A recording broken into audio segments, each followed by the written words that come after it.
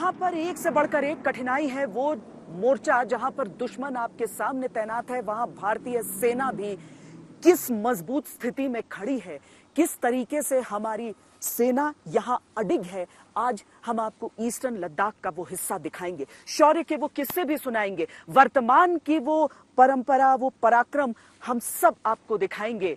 आज जब हम देश की इन सीमाओं से आपको रूबरू कराएंगे, लाइन ऑफ एक्चुअल कंट्रोल पर आम लोगों से भारतीय सेना का किस तरह का सौहार्द है, किस तरह से यहां 1 इंच पीछे नहीं डिगने का जज्बा है।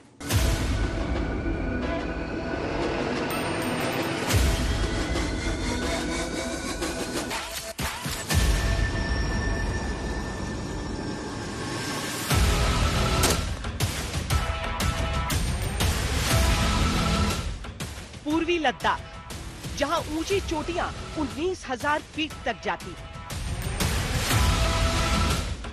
हड्डियों को भेद दे ऐसी बर्फीली हवाएं 12 महीने चलती हैं।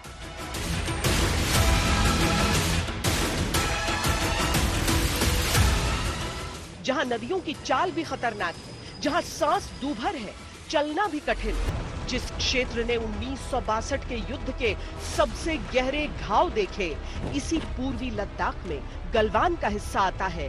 इसी पूर्वी लद्दाख में दुनिया की सबसे ऊंची खारे पानी की झील पेंगोंग है।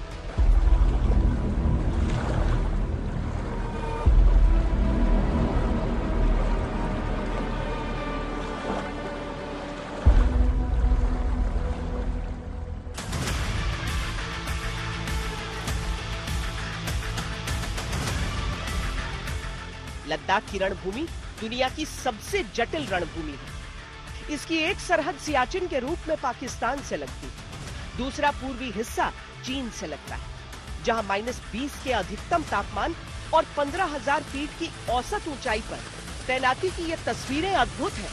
इसी इलाके के लाइन ऑफ एक्चुअल कंट्रोल यानी वास्तविक नियंत्रण रेखा पर हम आज आपको लेकर चल रहे हैं।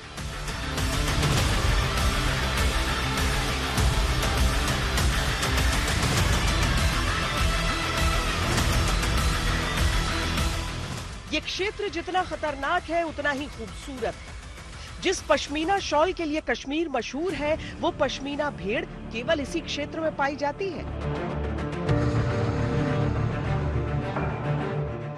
हालांकि सीमावर्ती क्षेत्र बहुत दूर दराज है। भारतीय सेना आम लोगों के हर काम के लिए मजबूती से खड़ी रहती है। यहाँ पे जैसे 5-6 सालों में मैंने देखा कि इंडियन आर्मी का बहुत ज्यादा कंट्रीब्यूशन है एजुकेशन सेक्टर में भी। ये बॉर्डर असीमित कठिनाइयों की तस्वीर है। ये बॉर्डर अनगिनत दुश्वारियों की तस्वीर है। ये बॉर्डर तस्वीर है हिंदुस्तान के जुझारूपन की, सैनिकों के अपराजित हौसले की, हिम्मत की। ये तस्वीर है शुद्ध भारतीय शौर्य की। बॉर्डर दर्शन की शुरुआत हम उस जगह से करते हैं जहां 14,500 फीट की ऊंचाई पर हमने सैनिकों को ट्रेनिंग करते हुए देखा।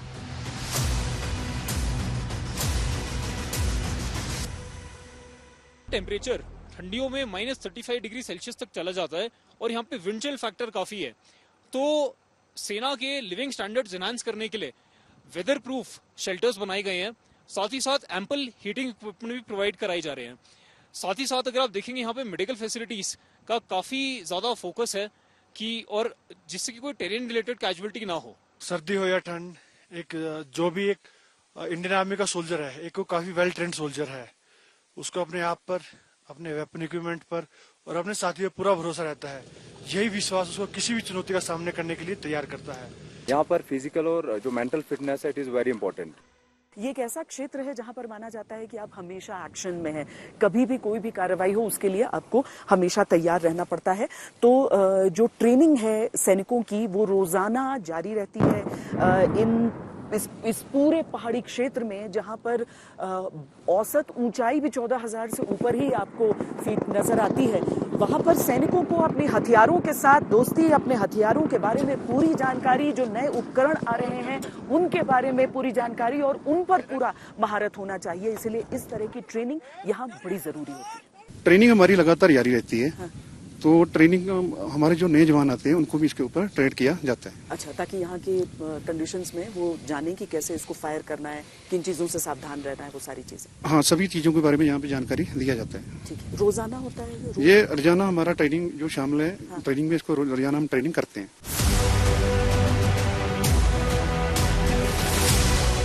पिछले कुछ सालों में भारतीय सेना ने कई नए उपकरण और प्रणाली इस क्षेत्र में इंडक्ट किए हैं। आर्टिलरी से लेकर इन्फेंट्री तक को अत्याधुनिक हथियारों से लैस किया गया है, जैसे कि ये M4 quick reaction force vehicle. Ladakh के फॉरवर्ड इलाकों में तेजी से तैनाती की क्षमता जरूरी है और भारतीय सेना का फोकस इस बात पर नजर आया। यहाँ पर जब फॉरवर्ड एरियाज में तैनाती रहती है तो हमारे इक्विपमेंट, हमारे उपकरण कितने, उस पर कितना ध्यान दिया जाता है कि हम लेटेस्ट रखें? क्या यहाँ पर भी वैसी ही तैनाती है? जी, आजकल इंडियन आर्मी का फोकस है, क्योंकि ये टेरेन काफी हार्श है और ट्रेचरस है, तो नए न्यू जनरेशन इक्विपमेंट इंडक्ट करने पे काफी फोकस है। जैसे कि आप देख सकते हैं, ये QRFV व्हीकल है। ये स्पेशल पर्पस व्हीकल है जो कि माइन प्रोटेक्टेड और बुलेट प्रूफ व्हीकल है। जब भी कोई ऑपरेशन के लिए सेना को निकलना होता है तो इसमें से हमारे जवान तैनात होते हैं और इसके बाद इससे इनको एक प्रोटेक्शन मिलता है और ये आड़ के पीछे फिर सपोर्ट लेते हुए निकलते हैं और अपनी कार्रवाई करते हैं आगे की। मतलब एक चलता फिरता बंकर के तौर पर मैं इसे देख सकते हैं। बिल्कुल। देखिए, इस समय जहां पर हम जा रहे हैं, आपको हम ये बता दें कि इस ऑल्टीट्यूड पर पूरी दुनिया में कहीं पर भी कोई आर्मर्ड जो रेजिमेंट है वो तैनात नहीं है। केवल हिंदुस्तान में इस ऊंचाई पर आपको टैंक्स, BMPs ये नजर आएंगे। लेकिन भारतीय सेना का शौर्य है, ये हमारा हौसला है कि इन परिस्थितियों में भी हमारे सैनिक तैनात रहते हैं और इस तरह के हथियार जो शायद इस तरह के इलाकों के लिए बने नहीं हैं, वहां पर भी उन्हें किस तरीके से कारगर किया जाए वो जानते हैं अच्छी तरीके से। लेकिन इसके लिए बहुत हिम्मत की आवश्यकता भी होती है। लद्दाख को दुनिया की छत कहा जाता है। लेह की ऊंचाई ही 10,000 फीट से अधिक है। सीमावर्ती इलाकों में तो ये औसतन 15,000 फीट से अधिक है। जितनी ऊंचाई उतनी चुनौती, लेकिन भारतीय सेना हर चुनौती के साथ और ऊंचा उठती है। उपकरण उतने ही अच्छे होते हैं जितना उन्हें इस्तेमाल करने वाले हाथ, और भारत के योद्धा समझते हैं इन उपकरणों को अपनी जरूरत के हिसाब से ढालना। ज्यादातर जितने व्हीकल हैं वो रेगिस्तान के इलाकों के लिए बनाए गए थे या प्लेन्स के लिए, बट हमारी कार्यकुशलता से हमने इनको हाई ऑल्टीट्यूड में एम्प्लॉय किया है। अब ये भी समझिए कि इतनी ऊंचाई पर टैंकों के तैनात होने में क्या समस्या होती है और क्यों ये किसी भी सेना के लिए एक बहुत बड़ी उपलब्धि है। इस तरह के वेदर में, इस तरह की ऑल्टीट्यूड पर रादर क्या चैलेंजेस होती हैं? देखिए, जैसे मैम कोल्ड डेजर्ट एरिया है, ऑल्टीट्यूड 15,000 फीट है एंड ऑक्सीजन की बहुत कमी है, तो इंजन जनरली अपनी पूरी एफिशिएंसी पे काम नहीं कर पाता। पर उसकी इक्विपमेंट मेंटेनेंस के कारण और पावर टू वेट रेशियो के कारण हम ग्रेडियंट्स को वैली फ्लोर्स पे उस ट्रैक की बदौलत पूरी तरह यूज कर पाते हैं। भारत जिन टैंकों का इस्तेमाल करता है उनमें T-90 भीष्म सबसे भारी भरकम और भरोसे वाला है, क्योंकि जिस ठंड में इसकी तैनाती है उस तापमान में इसकी खूबियां बड़ी हैं। Basically, ma'am, there's a medium battle tank which has been deployed in last few years in Ladakh, eastern Ladakh sector. And इस टैंक की जो खास बात ये है कि it can fire a missile which has a range up till 5 kilometers. And इस terrain में, इस एनवायरनमेंट में, इतने कोल्ड कंडीशन में, सबसे टेम्परेचर्स में, this tank performs very well here.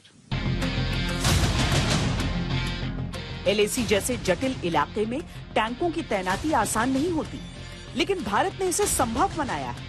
आज अगर आप अपनी आंखों के सामने ये तस्वीर देख रहे हैं तो गर्व कीजिए भारतीय होने पर, क्योंकि भारत के ये भारी भरकम टैंक कई दूसरे देशों की तरह केवल नुमाइश के लिए नहीं होते, ये होते हैं वास्तविक जमीन पर वास्तविक इस्तेमाल के लिए।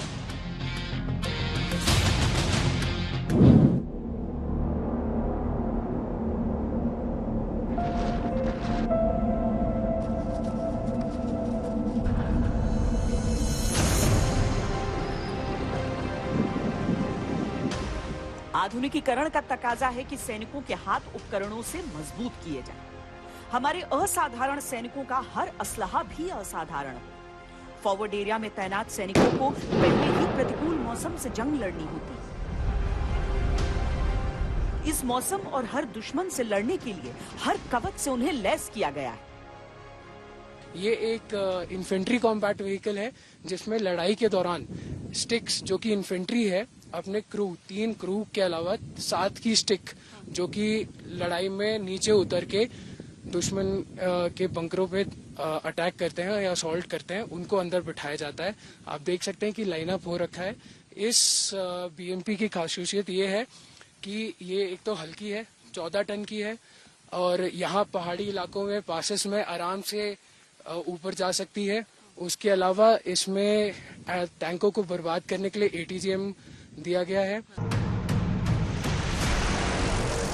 माउंटेन ऑपरेशंस के लिए मोबिलिटी एक बड़ी जरूरत होती है, यानी तेजी और कुशलता से अपनी जगह को बदलने में सक्षम होना। और भारत के K9 वज्र का इन इलाकों में सफल होना भी राहत भरी उपलब्धि। K9 वज्र सेल्फ प्रोपेल्ड हाउइत्जर गन ऐसे जटिल पहाड़ी क्षेत्र में गेम चेंजर साबित होते हैं।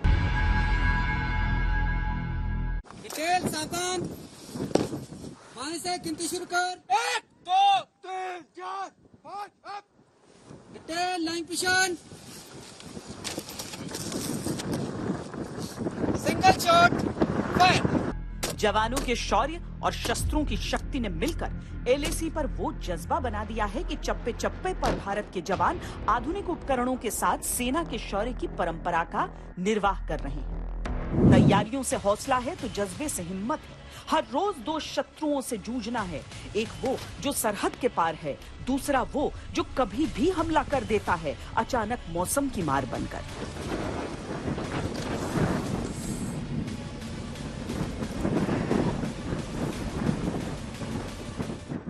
अब जब ये कहते हैं ना कि ये 1962 का भारत नहीं है, तो ये बहुत सारी चीजों को दर्शाता है। देखिए, संकल्प, वो पराक्रम तो हमेशा से भारत के सैनिकों में रहा है, लेकिन आज जब आप उसी मोर्चे पर देखते हैं कि 62 में किस तरीके से एक एक गोली के ऊपर बारीकी से नजर रहती थी, कैसे उस समय हमारे पास वो संसाधन नहीं थे, लेकिन आज यहाँ पर जिन कंधों पर देश रक्षा की जिम्मेदारी है, जिन हाथों में देश की सुरक्षा है, उन हाथों को, उन कंधों को मजबूत करने के लिए अत्याधुनिक उपकरण दिए गए हैं, तो हर एक भारतवासी का जो सीना है वो गर्व से चौड़ा हो जाता है।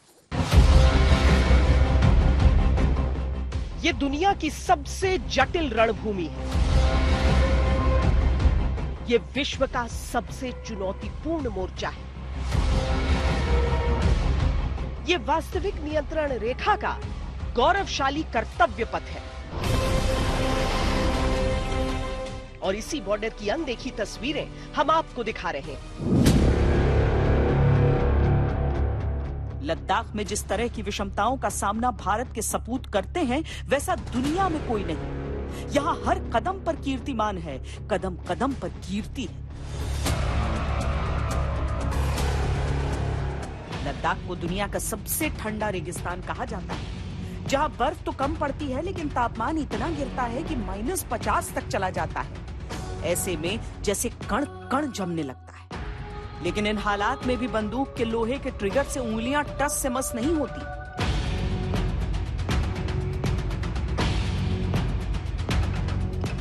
सैनिक के लिए फायरिंग बहुत ही जरूरी है। हमारे लिए कोई भी मौसम मायने नहीं रखता। मौसम चाहे कैसा भी हो, हम अपनी ट्रेनिंग को रूटीन में जारी रखते हैं।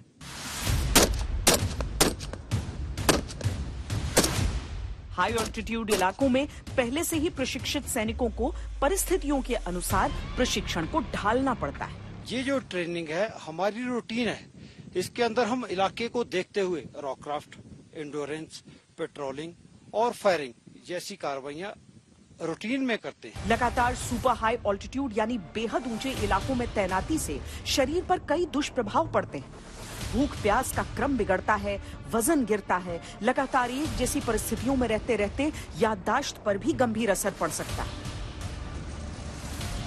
लेकिन यूं ही नहीं, भारतीय फौज दुनिया की बेहतरीन फौज।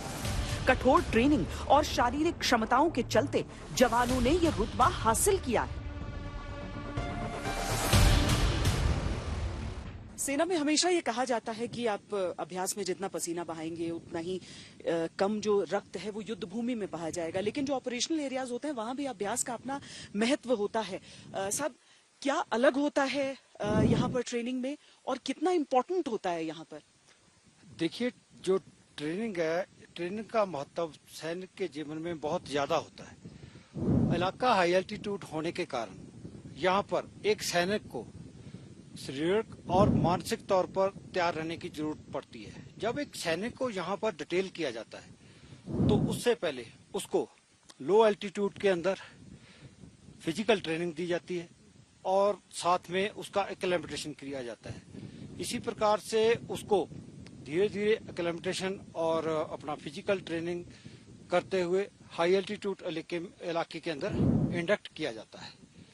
और यहाँ पर आकर एक सैनिक अच्छे से अपनी रूटीन में शामिल हो, उसको मानसिक रूप से भी तैयार होने की जरूरत पड़ती है।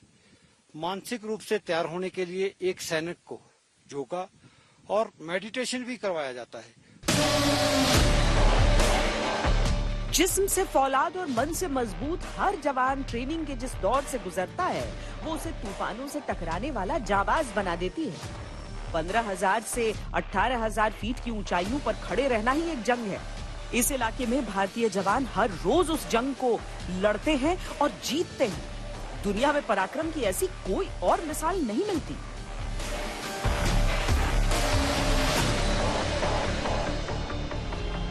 सैनिकों की तैनाती की गौरवान्वित करने वाली तस्वीरों के बाद हमारा सफर शौर्य के उस तीर्थ की ओर बढ़ चला जहां 1962 के युद्ध की सबसे प्रेरणादायक लड़ाई लड़ी गई थी, रिजांगला।